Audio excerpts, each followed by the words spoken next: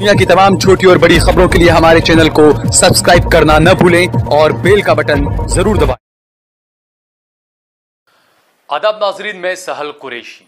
आज हमारे साथ में मौजूद हैं डॉक्टर इफ्तिखार मलिक साहब, जो कि मरकजी तालीमी बोर्ड के गुजरात के प्रेसिडेंट हैं। आज का जो मौजू है, क्योंकि हमने पिछले कई सालों से ये हम देख रहे हैं कि लगातार एक पॉलिटिक्स होती है, एक राजनीति होती है, वो बाहरी लेवल पर होती है, लेकिन कुछ चीजें ऐसी लाई गई, जबरदस्ती बच्चों पर थोपी जा रही है, ये कहा जा सकता है। इसी के तहत हमने देखा कि गुजरात सरकार ने अचानक एक फरमान सुना दिया कि अब 6ठी क्लास से लेकर 12वीं क्लास के बच्चों को स्कूलों के अंदर गीता पढ़ाई जाएगी। इसको लेकर काफी हंगामा मचा हुआ है। कई लोग इस फैसले का स्वागत कर रहे हैं, कई लोग विरोध कर रहे हैं, कई लोग इसके साथ में कुछ और मजहबी किताबों को जोड़कर पढ़ाने की बात भी कर रहे हैं। इसी मौजू पर हम बात करेंगे। डॉक्टर इफ्तिखार साहब, बहुत बहुत शुक्रिया कि आपने हमें वक्त दिया। डॉक्टर इफ्तिखार, जिस तरीके से ये पूरा मामला चल रहा है, खासकर अब तक ये था कि जो मजहब जो थोपा जाता था लोगों पर, खासकर 2014 के बाद में ट्रेंड पूरा बदल गया। अब गुजरात सरकार की तरफ से जो कहा गया है कि स्कूलों के अंदर गीता पढ़ाई जाएगी, क्या कहेंगे इस पर आप? देखिए, इसमें गुजरात सरकार द्वारा जो सर्कुलर अभी आया है, उसमें NEP 2020 का जो उनका प्रोग्राम है, उसके तहत उन्होंने एक खास हेतु सर मतलब ये बातें रखी है कि भारतीय संस्कृति में जो विविधतापूर्ण है उसको बच्चों तक पहुंचाने के लिए और बच्चों में मोरल कंडक्ट का अपलिफ्टमेंट हो, उसके लिए उन्होंने इसको सिलेबस में शामिल किया है। जो बात उन्होंने लिखी है वो बात ये है उसमें। अब संवैधानिक तौर पर हम देखें तो किसी भी सरकारी संस्थाओं में किसी भी धर्म विशेष को प्रोत्साहन नहीं मिलना चाहिए। बिल्कुल। लेकिन अगर सरकार का जो हेतु वो सर्कुलर में वर्णन कर रहे हैं, उसके हिसाब से अगर वो बच्चों में कुछ खास तरह के अच्छाइयों को परवान चढ़ाना चाहते हैं, तो हमारा कहना ये है कि भारत एक वैविध्यपूर्ण देश है। यहाँ पे बहुत सारे धर्म और मजहब हैं, बहुत सारे तरह के लोग, परंपराओं को मानने वाले लोग हैं। तो हमारा ये कहना है कि बाकी सारे धर्म ग्रंथों में, बाकी सारे मजहबों में, बाकी सारी परंपराओं में भी बहुत सारी बातें ऐसी हैं जो अच्छे मानव बनाने के लिए बहुत सारे अच्छे मूल्य देती हैं। बिल्कुल। तो यहाँ की विविधता को ध्यान में रखते हुए, यहाँ के लोगों की फ्रीडम को ध्यान में रखते हुए, यहाँ के मूल भावनाओं को ध्यान में रखते हुए बाकी सारे धर्म ग्रंथों को अगर सरकार शामिल करती है तो हम इसको आवकार्य मतलब इसको सराहेंगे भी। सही, यानी आपका कहने का मतलब यह है कि अगर गीता पढ़ाएं तो उससे कोई परेशानी नहीं है, लेकिन साथ में जो दूसरे मजहब हैं, आप कुरान भी पढ़ाइए, आप बाइबल भी पढ़ाइए, ये आप कहना चाह रहे हैं कि सभी मजहब की पढ़ाई होनी चाहिए। गीता विशेष को पढ़ाने से हम समझते हैं कि किसी धर्म विशेष को प्रोत्साहन मिल रहा है। सरकार का हेतु जो है वो बच्चों में मोरल कंडक्ट को अपलिफ्टमेंट करना है, अपनी विविधतापूर्ण संस्कृति का उनको परिचय करवाना है, बच्चों में प्रेम और सद्भावना को विकसे, उसके लिए उनको कोशिश करनी है। लेकिन इफ्तिखार भाई, जो चीज़ें होती है स्कूल में, जो बच्चा जाता है वो दुनियावी पढ़ाई के लिए जाता है, अमूमन यही हमेशा रहा है। जो आप बात कर रहे हैं संस्कृति की, उसके दिनचर्या उसका कैसा रहता है, कैसा उसका बिहेव रहता है, तो घर के अंदर कल्चर जो रहता है, संसार का, घर का जो कल्चर रहता है, बच्चा सब वहीं ज्यादा सीखता है। दूसरा, अगर कुरान पढ़नी है तो मदरसे हैं उसके लिए, गीता पढ़नी है तो आप जाइए, गुरुकुल हैं उसके लिए। स्कूलों के अंदर ये तमाम चीजों को घसीटना, क्या आपको लगता है कि जब गुजरात में चुनाव सर पर हैं, इसी वजह से ये फैसला लिया गया है गुजरात सरकार की तरफ से? आपके सवाल में दो बातें हैं। पहली बात की हम बात कर लेते हैं। घर में जो बच्चा सीखता है वो अपने खास परंपराओं के हिसाब से, अपने खास धार्मिक मूल्यों के हिसाब से बहुत सारी बातें सीखता है। लेकिन हम भारत में रह रहे हैं, हमें तो बहुत सारे लोगों से इंटरेक्शन करना है, हमारे दूसरे मजहब के जो भाई हैं उनके साथ पूरी ज़िंदगी निकालनी है। तो वो उस धर्म को भी पढ़ना, समझना, इसमें कोई गलत बात नहीं है, लेकिन सबको समान महत्व मिलना चाहिए। हमारा जो कहना ये है कि अगर सरकार इस तरह की कोई कोशिश करना चाहती है और इस कोशिश में अगर सरकार की मूल भावना ये है कि सद्भावना बनी रहे, सहिष्णुता बच्चों में परवान चढ़े, बच्चे एक दूसरे से मतलब बड़े होकर एक दूसरे से मोहब्बत करने वाले बने, और ये हमारे देश की उन्नति में इससे हमको सहकार मिलता है, इससे कोई खास तरह का हमको वेग मिलता है, तो हमें इससे कोई आपत्ति नहीं है। लेकिन सरकार का अभिगम कोई खास राजकीय हेतु विशेष और हेतु से है तो फिर हमें इसका विवरण भी करना पड़ेगा। हो सकता है कि इलेक्शन नजदीक है तो सरकार ने किसी खास पॉलिटिकल मकसद के लिए भी इस बात को किया हो, लेकिन हम ये चाहते हैं, हमारा जो वो है कि हम चाहे सरकार ने इसे भले ही पॉलिटिकल हेतु से किया हो, हम नहीं चाहते कि इसको हम कोई राजकीय मुद्दा बनाए, लेकिन हम इसको एक पॉजिटिव, कंस्ट्रक्टिव और अच्छा नैरेटिव और डिस्कोर्स समाज में हम प्रसारित करना चाहते हैं। बिल्कुल, क्योंकि मोदी जी ने एक बार कहा था कि मैं चाहता हूं कि मुसलमान बच्चों के एक हाथ में कंप्यूटर हो, एक हाथ में कुरान हो, लेकिन कुरान का तो कहीं कोई जिक्र नहीं है, सीधे गीता आ गई है बीच में। दूसरा, गुजरात जो है वो हमेशा से बीजेपी और आरएसएस के लिए एक प्रयोगशाला के तौर पर रहा है। गुजरात जो भी यहां पर होता है पूरे देश में फिर उसी को लागू किया जाता है। हमने इस मामले में भी देखा, जैसे ही गुजरात सरकार ने गीता की बात की, फौरन कर्नाटक सरकार ने भी इसको लेकर इंप्लीमेंटेशन वहां पर शुरू कर दिया है। तो इससे तो यही लगता है ना कि पॉलिटिकली कहीं ना कहीं इस मामले को किया जा रहा है। देखिए, अगर पॉलिटिकल हेतु से किया जा रहा है और खास तरह की प्रयोगशाला जैसा आप कहते हैं, मतलब गुजरात को अक्सर कहा जाता है कि नफरत की प्रयोगशाला है, बिल्कुल, तो भले ही किसी खास राजकीय हेतु से क्यों ना किया गया हो, हमने ये मन बना लिया है कि हम इसको मोहब्बत की प्रयोगशाला बना के इस मुद्दे को उस नैरेटिव और डिस्कोर्स में ले जाएंगे। हमने ये मन बना लिया है और इसके लिए हम अलग अलग तरह की कोशिशें कर रहे हैं और हमारे इसमें हमें हमारे हिंदू भाइयों का भी, क्रिश्चियन भाइयों का भी और धर्म के मानने वालों का भी सहकार मिलेगा, ऐसी हमको पूरी आशा है हमको असल।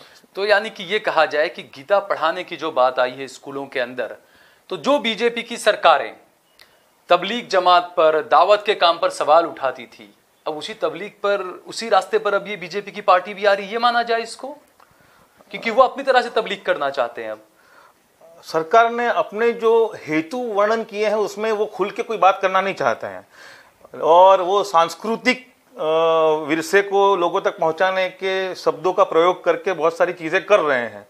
तो उसको हम कैसे लार्जर स्केल में इसको कैसे एक्सप्लोर करेंगे और उसके अलग अलग जो पैराडाइम है उसको हम किस तरह से मतलब उसको देखेंगे, वो समय उसको बताएगा। सरकार जो सर्कुलर आया है वो सर्कुलर के हिसाब से सरकार किस तरह से इसको इम्प्लीमेंट करेगा उसको हम देखते जाएंगे, उसको हम उसके पैराडाइम्स को देखते जाएंगे, उस पर हम बाद में विवरण करते जाएंगे उसका। दूसरा ये कि जैसा आपने कहा, और बहुत अच्छी बात है ये कि भाई विरोध नहीं है हमें, आप पढ़ाइए, आप गीता पढ़ा रहे हैं, कोई परेशानी नहीं है हमें, लेकिन आप साथ में दूसरे मजहब की किताबें भी पढ़ाइए। तो अब ऐसे में यहाँ पर होता है कि क्रिश्चियनों ने कहा कि बाइबल भी पढ़ाई जाए, अब पारसी भी कहेंगे कि हमारा भी कुछ पढ़ाया जाए। तो ऐसे तो बहुत ज्यादा ये लगता है कि तमाम यही पढ़ाइयां आ जाएगी और जो असली पढ़ाई है जो वो सारी साइड में रह जाएगी। ऐसा नहीं लगता आपको? असल में देखिए, किसी भी इस तरह के प्लूरल कंट्री में सब पढ़ाने की आज़ादी होनी चाहिए और जिसको जो पढ़ना है उसकी आज़ादी होनी चाहिए। बिल्कुल, इस तरह का माहौल बनेगा तो सिलेक्शन होगा ना। ऐसा होता है कि आदमी जब 10th पास करता है, अभी आप देखिए 10th स्टैंडर्ड में लोअर मैथ्स और हायर मैथ्स का ऑप्शन है, तो ऑप्शन तो है ना। तो अगर सरकार सही मानों में कुछ खास तरह का एक अच्छा माहौल परवान चढ़ाना चाहती है तो वो फ्रीडम देना चाहिए, सबको इंट्रोड्यूस भी करवाना चाहिए और सबको इंट्रोड्यूस करने के बाद जिसको जो ऑप्ट करना है उस ऑप्ट करने का फ्रीडम होना चाहिए। ये है असल सहिष्णु समाज जैसे बनता है असल में। बिल्कुल, ये बहुत अच्छी बात आपने कही कि सहिष्णु समाज ऐसे ही बनता है कि अपने मजहब को आप थोपे ना, जिसको जो मजहब अपनाना है, जिसको जो धार्मिक किताब पढ़नी है वो किताब वो पढ़ सकता है। लेकिन यहां पर जिस तरीके से हमने देखा, क्योंकि बार बार मैं उसी मुद्दे पर आता हूं कि बीजेपी की जो सरकार है कोई चीज ऐसे ही नहीं करती है। गीता की जो बात आई, अब मान लीजिए कुरान की बात करें अगर हम, तो कहीं ना कहीं क्या ये मुसलमानों की भी कहीं कमी रही है कि कुरान को हमने इस्लामिक किताब बता दिया जबकि वो इंसानियत की किताब थी? ये सबसे बड़ी नाकामी मुसलमानों की कही जा सकती है। ये बहुत अच्छी बात कही आपने सहल भाई। असल में कुरान तो पूरी मानवता के लिए है, कुरान भी पूरी मानवता के लिए है और पैगंबर मोहम्मद साहब का जीवन भी पूरी मानवता के लिए है। ये मुसलमानों की कमजोरी रही है कि वो सही मानों में कुरान और पैगंबर साहब का जो जीवन है दोनों को हमारे दूसरे देश बांधवों तक पहुंचाने में कहीं ना कहीं कमजोर साबित हुए हैं। बिल्कुल। अब जब गीता को ही इंट्रोड्यूस करने का सरकार एक मुद्दा लेके आई है तो सरकार को चाहिए कि कुरान और दूसरे धर्म ग्रंथों को भी इंट्रोड्यूस करवाए ताकि लोग हर चीज को एक्सेस कर सके। देखिए, कभी कभी होता यह है कि बहुत सारी मिसकंसेप्शन एक्सेसिबिलिटी ना होने की वजह से है। बिल्कुल। अब आप चाहते ही हैं कि कोई धर्म ग्रंथ कोई बच्चा पढ़े तो सारे धर्म ग्रंथों को छोड़ दिए, खुला छोड़ दीजिए और जितने भी मिसकंसेप्शन को बच्चे खुद धीरे धीरे उसी को पढ़ के डायरेक्ट किसी सोर्स से पढ़ के देखेंगे तो मिसकंसेप्शन भी दूर होंगे। बिल्कुल। तो असल चीज तो यह है कि मुसलमानों की कमजोरी तो दिख ही रही है, तो वो बिल्कुल रिफ्लेक्ट हो रही है। लेकिन ऐसा होता है कभी कभी कि there is always an opportunity, आजमाइश में कहीं ना कहीं कोई अपॉर्चुनिटी निकल जाती है। बिल्कुल। तो ये भी एक अपॉर्चुनिटी है सबको अपनी अपनी बात कहने की। तो इस अपॉर्चुनिटी को सही मानों में अगर मुसलमानों ने इस्तेमाल किया और अपने दूसरे देश बांधव हिंदू, क्रिश्चियन, सिख भाइयों तक अपनी बात पहुंचाने में सफल साबित हुए, तो शायद ये डिस्कोर्स चाहे कोई किसी भी दिशा में ले जाना चाहता हो, लेकिन हम इस डिस्कोर्स को मोहब्बत का डिस्कोर्स बनाने में सक्सेस हो जाएंगे। लेकिन मैं इसको ज़ाती तौर पर मैं इफ्तिखार भाई ये मानता हूँ कि जिस तरीके से गीता की पढ़ाई अब शुरू होगी स्कूलों के अंदर, क्योंकि ये रहता है, देखिए मैं जब दिल्ली में एक बड़े चैनल में जब जॉब करता था, एंकरिंग करता था, तो उस वक्त मैं हमेशा ये बात कहा करता था, वहाँ पे कुछ लोग मेरे हिंदू भाई थे, मैं उनसे कहता था कि आप जितना इस्लाम को गालियाँ दें, आप जितना कुरान को गालियाँ दें, वो इतना ही ज़्यादा उभरेगा। दूसरा, ये अक्सर ये देखा गया है, जैसा एक साजिश के तहत ये खबरें चलाई गई कि इस्लाम जो है वो तलवार की नोक पर फैला है, जबकि मैंने कहा, और ये सीधी बात है कि देखिए अमेरिका की बात करें, बरतानिया की बात करें, फ्रांस की बात करें, स्पेन की बात करें, हर जगह पर जो है वो इस्लाम फैल रहा है ना, वहाँ पर तो कोई तलवार लेकर जा नहीं सकता है। तो ये कहीं ना कहीं वही चीज़ है कि जब कोई एक हिंदू युवा है, वो पढ़ा लिखा है, समझदार है, जब उसको बाहर से ऐसी नफरत की जो चीज़ें सब उसके दिमाग में जब भरी जाती है, तो वो खुद पढ़ने के लिए मजबूर होता है। वो कहता है कि लाओ मैं पढ़कर देखता हूं ये चीज़ क्या है। तो कहीं ना कहीं आप वही कहना चाह रहे हैं कि वही होगा कि जो युवा है वो खुद पढ़ने के लिए, अब जब खुद उसके अंदर उतरेगा तो उसको खुद ब खुद वो आगे की राह तलाशना चाहेगा, तो खुद ब खुद वो सही राह पर आएगा, इंसान बन जाएगा। ये कहना चाह रहे हैं आप? बिल्कुल सही बात है। देखिए, मिसकंसेप्शंस तो बहुत सारी कही सुनी बातों पर होता है। इंसान को ईश्वर ने इसी तरह निर्मित किया है, बनाया है कि वो खुद अभ्यास कर सकता है। यही उसकी खासियत है। बिल्कुल बिल्कुल। जब इंसान अपनी खुद अभ्यास करने का जो खासियत उसकी जो होती है, उसका जो क्वालिटी है, उसको इस्तेमाल नहीं करता है, तो इंसान की डिग्निटी से नीचे उतरता है। बिल्कुल। तो ये जो गुजरात गवर्नमेंट ने जो स्टेप लिया है, ये तो उसके अभ्यास की वृत्ति में बढ़ोतरी करेगा। तो हमको तो चाहिए कि इस अभ्यास की वृत्ति में बढ़ोतरी हो और उसके तहत वो डायरेक्ट कुरान से उसको जानने की कोशिश करे, और जो मिसकंसेप्शन है, मिसकंसेप्शन को कुरान से ही समझने की कोशिश करे। मुझे ये उम्मीद है कि डायरेक्ट सोर्स से अगर वो कुरान को पढ़ेंगे तो बहुत सारी कही सुनी बातें अपने आप वॉश आउट हो जाएगी और अपने आप वो साफ हो जाएगी, मतलब अपने आप साफ हो जाएगी। जो यहाँ पर बात आई कि हर मजहब की किताबों को पढ़ाया जाना चाहिए, अब थोड़ा सा पीछे चलकर देखते हैं हम। उर्दू, गुजरात के कई स्कूलों में उर्दू पढ़ाया जाता था, बाकायदा उर्दू स्कूल भी हुआ करते थे सरकारी, लेकिन धीरे धीरे करके उर्दू को खत्म कर दिया गया, कहा कि कोई पढ़ने वाला नहीं है। गुजरात यूनिवर्सिटी में भी कई ऐसी सीट्स निकली जिसका गवर्नमेंट ने बार बार न्यूज़पेपर्स में दिया कि इतनी सीट्स बची है, आप आइए एडमिशन लीजिए, लेकिन कोई उर्दू के लिए, उर्दू के शोबे में कोई एडमिशन लेने के लिए नहीं गया। उसके बाद जो लोग तैयार बैठे हुए थे प्रोपेगेंडा चलाने के लिए, उन्होंने कहा कि भाई ये बिना वजह की चीज़ें, उर्दू इसको हटा देना चाहिए, बिना वजह इतनी तनख्वाह वगैरह सब जा रही है। तो ऐसे में अगर यहाँ पर बात आती है सभी मजहब को पढ़ाने की, तो ज़रूरी तो नहीं है कि किसी स्कूल के अंदर मुसलमान भी हों या किसी स्कूल में सिर्फ मुसलमान होते हैं, हिंदू नहीं होते हैं। तो ऐसे में सरकार क्या कर सकती है, क्या करना चाहिए सरकार को उसमें? देखिए, कुरान को जब हम अभ्यास में शामिल करने के सिलसिले में जब कोई बात करते हैं तो उसके पीछे दूसरी तैयारी भी है ना। कुरान सब लैंग्वेज में अवेलेबल है। चलिए, उर्दू अगर धीरे धीरे नामसियस हो गया है और उसमें हमारा भी कुछ रोल है। देखिए, इसमें मैकॉले की जो एजुकेशनल सिस्टम है, और एजुकेशनल सिस्टम में जैसे आपने पहले कहा कि दुनियावी शिक्षण के संस्थान हैं फॉर एग्जाम्पल, तो वो सिर्फ कैरियर ओरिएंटेड जो एजुकेशनल फिलोसॉफी है, उसकी वजह से होता यह है कि जहाँ से कैरियर बनता है, जैसे गुजरात में गुजराती मीडियम को भी छोड़कर लोग इंग्लिश मीडियम में जा रहे हैं। ऐसा नहीं सिर्फ इंग्लिश उर्दू मीडियम की स्कूलें बंद हो रही है। आप देखिए, धीरे धीरे गुजराती मीडियम के स्कूलों में बहुत बड़े प्रॉब्लम्स आ रहे हैं। तो कोई स्पेसिफिक एजेंडा के तहत उर्दू को खत्म कर दिया गया, ऐसी मानसिकता भी हमको नहीं बनानी चाहिए। असल में कोई हो सकता है, ऐसा पॉलिटिकल एजेंडा हो सकता है, लेकिन हमको बिल्कुल ऐसे स्वीपिंग स्टेटमेंट भी हमारी तरफ से नहीं होने चाहिए। तो ओवरऑल एजुकेशनल फिलोसॉफी जो है, उसने जो हालात खड़े किए हैं, उसमें एक खास तरह की लैंग्वेज ग्रेजुअली एक्सटेंड हो गई यहाँ से। लेकिन कुरान को पढ़ने के सिलसिले में या कुरान को पढ़ाने के सिलसिले में सिलेबस में अगर कुरान शामिल होता है तो उर्दू ना भी हो तो गुजराती और हिंदी में बहुत सारे भाषांतर कुरान के अवेलेबल हैं, जिससे कोई मुश्किल सामने नहीं आएगी इसको पढ़ाने में। मेरा मतलब यही था कहने का, जैसा आपने कहा कोई मुश्किल नहीं है, अलग अलग काफ़ी ज़बानों में कुरान जो है वो अवेलेबल है मार्केट में, कहीं से भी ले सकता है, हिंदू, मुस्लिम, गुजराती, हिंदी, जो पढ़ना चाहे।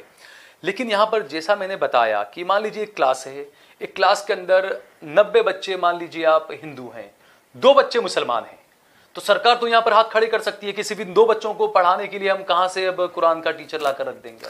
देखिए, सरकार किसी खास आइसोलेटेड सिचुएशन को देखते हुए कोई प्रोविजन नहीं करती है। ये हमारी प्लुरलिटी को बचाने का यही तरीका है। बिल्कुल। फॉर एग्जांपल, कोई एक जगह पे सिर्फ हमारे सिख भाई बसते हैं तो वहाँ का कॉन्स्टिट्यूशन प्रोविजन इस तरह अलग नहीं होता है। मतलब सरकार जो भी कुछ प्रोवाइड करती है बेसिक कम्युनिटीज में, फंडामेंटल राइट्स में, सरकार जो प्रोविजन करती है वो किसी एक खास आइसोलेटेड कंपार्टमेंट को देख के नहीं करती है, वो एक ओवरऑल फिनोमिनम बनाती है। बिल्कुल। इस ओवरऑल फिनोमिनम में, अच्छा मैं इसीलिए कह रहा हूं कि जब ओवरऑल फिनोमिनम जब बनेगा तो उसमें ऑप्ट करने का, किसी चीज को पसंद करने का भी आपको प्रोविजन रखना पड़ेगा, तब जाके हम इसको सही मानों में इंट्रोड्यूस करवा पाएंगे।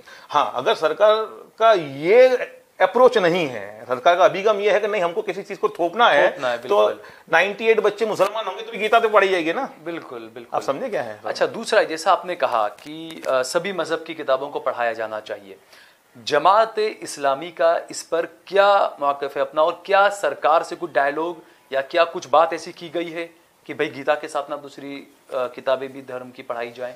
देखिए, जमात इस्लामी का ये बिल्कुल बेसिक अप्रोच है कि हमारी प्लुरलिटी को सस्टेन करने के लिए और इसको ग्रो सस्टेन से ज़्यादा प्रॉस्पर करने के लिए इंटर रिलीजियस डायलॉग बहुत इनएविटेबल चीज़ है, मतलब अनिवार्य चीज़ है। बिल्कुल बिल्कुल। तो हम तो सोशल प्लेटफॉर्म पे ये सारी चीज़ें करते रहे हैं, सभी धार्मिक विद्वानों को बुला के बहुत सारी इश्यूज़ पर एक दूसरे की बातें सुनते रहे हैं, लोगों को सुनाते भी रहे हैं। अब एक बात जो हम सोशल प्लेटफॉर्म से कर रहे थे, सरकार ने एक बात कह के हमको उस चीज़ को स्कूलों में करने का भी प्रपोजल रखने का हमको मौका दिया है, तो हम उस बात को पॉजिटिव अंदाज में रखेंगे कि अब आपने मौका ही दिया है तो हम ये बात पॉजिटिव अंदाज में, कंस्ट्रक्टिव में रखेंगे। तो हम ये कहते हैं कि गीता पढ़ाएं, कुरान पढ़ाएं, बाइबल पढ़ाएं, गुरु ग्रंथ साहिब पढ़ाएं, इसके अलावा जो भी धार्मिक किताबें हैं वो पढ़ाएं। दूसरी बात जो हम समझते हैं वो ये है कि हम एक डेमोक्रेटिक कंट्री में रहने वाले लोग हैं। बिल्कुल। तो ऐसा कोई भी डिसीजन जिससे पब्लिक अफेक्ट होती है या पब्लिक के लिए लिया गया डिसीजन कोई भी है तो डेलिब्रेशन होना चाहिए। बिल्कुल। लोगों से मतलब मत लेना चाहिए, लोगों को ओपिनियन लेना चाहिए, लोगों को विश्वास में लेना चाहिए। आपको लगता है ये सरकार ओपिनियन लेगी लोगों के? ये सरकार शायद ये भूल गई है, मतलब सरकार बहुत सारी चीज़ों में इसने ऐसा, आप देखिए बहुत सारी चीज़ें ऐसी हुई हैं, अगर मैं कुछ एग्जांपल दूंगा तो शायद हमारी बात डाइवर्ट ना हो जाए, लेकिन फिर भी किसान बिल के सिलसिले में आप देखिए ऐसा ही हुआ था। यही बात अक्सर लोगों ने कही कि आपने डेलिब्रेशन क्यों नहीं किया, आप कहते हैं कि हमने लोगों के लिए किया है, तो why are you afraid for deliberation, आप क्यों डरते हैं लोगों के बीच में जाने से, है? तो ये भी, अगर मैं तो ये कह रहा हूँ कि हमारे हिंदू भाई मेजोरिटी में हैं और आप गीता को लाना चाहते हैं, फिर भी क्यों नहीं गए? आपको किससे डर था? क्योंकि मुसलमानों को तो आप पूछने नहीं जाएंगे। बिल्कुल। लेकिन हिंदू भाई अक्सरियत में है ना, गुजरात में तो 90% हमारे हिंदू भाई हैं, मुसलमान तो 8-10% हैं। तो ये 90% मेजोरिटी वाले स्टेट में भी आपको लोगों से पूछने में क्या मसला था? हमारा सवाल ये है, और हमारा सवाल गलत नहीं है। तो आप लोगों से पूछिए, लोगों से मत लीजिए, लोगों से ओपिनियन लीजिए, लोगों को विश्वास में लीजिए और कीजिए। लेकिन डॉक्टर इफ्तिखार, आपको नहीं लगता है कि मजहब की किताबों से ज़्यादा पहले ज़रूरी स्कूलों के अंदर, भारत के अंदर जो माहौल बन रहा है, आपको नहीं लगता कि संविधान पढ़ाना ज़्यादा ज़रूरी है अभी इस वक्त बच्चों को, ताकि संविधान के तहत भी वो बच्चा समझे कि हमारे देश का संविधान दूसरे मज़ाहिब को किस तरीके से आज़ादी देता है? बिल्कुल सही बात है आपकी। कॉन्स्टिट्यूशनल लिटरेसी जिसे कहते हैं, संविधान का ज्ञान, बिल्कुल। उसको अक्सर लोगों ने, मतलब बाबा साहब आम्बेडकर ने जो मेहनत की है, मतलब इसको आपको अप्रिशिएट करना पड़ेगा। बिल्कुल। From the bottom of the heart you should appreciate Baba Saheb Ambedkar और बाकी जिन लोगों ने कॉन्स्टिट्यूशन बनाने में जो मेहनतें की हैं, तो उसकी सही तरीके से कदर किसी ने भी नहीं की है, किसी कम्युनिटी ने नहीं की है। बिल्कुल। तो संविधान को भी पढ़ाना चाहिए, संविधान को समझना भी चाहिए, और हमारा संविधान हमें कॉन्ट्रैक्ट है ना, ये कॉन्ट्रैक्ट है, संविधान हमारा इस देश में कॉन्ट्रैक्ट है बाकी कम्युनिटी के साथ एग्जिस्ट करने के लिए। तो वो कॉन्ट्रैक्ट हम जो करते हैं उसमें हमें क्या क्या प्रिविलेज देता है, हमें क्या क्या ड्यूटीज देता है, ये सारी बातें पढ़ानी चाहिए। और यही इंडिया का जो सेकुलरिज्म है, वेस्टर्न सेकुलरिज्म से इस तरह डिफर करता है कि यहाँ का सेकुलरिज्म ये परमिट करता है कि लोगों के धार्मिक मान्यताएं, उनकी परंपराओं को पूरी तरह से सम्मानित किया जाए और पूरी तरह से उनको एक्सप्रेस करने की फ्रीडम दी जाए। मतलब तो ये कॉन्स्टिट्यूशन पढ़ने से ये अप्रोच बनेगा, और ये अप्रोच बनने के बाद बाकी धर्म ग्रंथों से पढ़ने से मिसकंसेप्शन दूर होंगे। बिल्कुल। तो एक उसका वो बनाएगा, बेस बनाएगा, उसके ऊपर एक इमारत खड़ी होगी, और जिस तरह का हम एक बहुत मतलब विविधता में एकता वाला और प्लुरलिटी में प्रोग्रेस वाला जो हम अप्रोच चाहते हैं इस देश में, हम इसको बना पाएंगे सब। ठीक है डॉक्टर इफ्तिखार, बहुत बहुत शुक्रिया। आपसे बातचीत को यहाँ ख़त्म करेंगे हम, क्योंकि दोस्तों जिस तरीके से हमने देखा कि गीता को लेकर जो बातें आई, सरकार की तरफ से जो कहा गया, तो यकीनन जो बातें बताई डॉक्टर इफ्तिखार ने कि कुछ भी हो, चाहे पॉलिटिकली हो या कुछ भी हो, हमें उस चीज को पॉजिटिव लेना चाहिए और हमें एक मैसेज देना चाहिए और हमें जो है वो आने वाली जो पीढ़ी है उसको ये समझाना चाहिए कि आखिरकार सभी मजहब जो है वो अपने अपने मजहब जो मान सकते हैं, पढ़ सकते हैं, थोपे नहीं जाने चाहिए। ये तमाम चीजें जो है वो निकलकर सामने। और जमात इस्लामी की तरफ से अच्छा इनिशिएट लिया गया है, जमात इस्लामी की तरफ से ऐसा बाकायदा एक रोड मैप तैयार किया गया है कि सरकार से डायलॉग किए जाएंगे, जितने भी जो नेतागण हैं उनसे भी कांटेक्ट किए जाएंगे और उन्हें भी इस बारे में बताया जाएगा कि सिर्फ गीता ही नहीं, सभी किताबों को, सभी मजहबी किताबों को जो है वो स्कूलों में पढ़ाया जाना चाहिए। आप देख रहे हैं देश लाइव, देश की आवाज।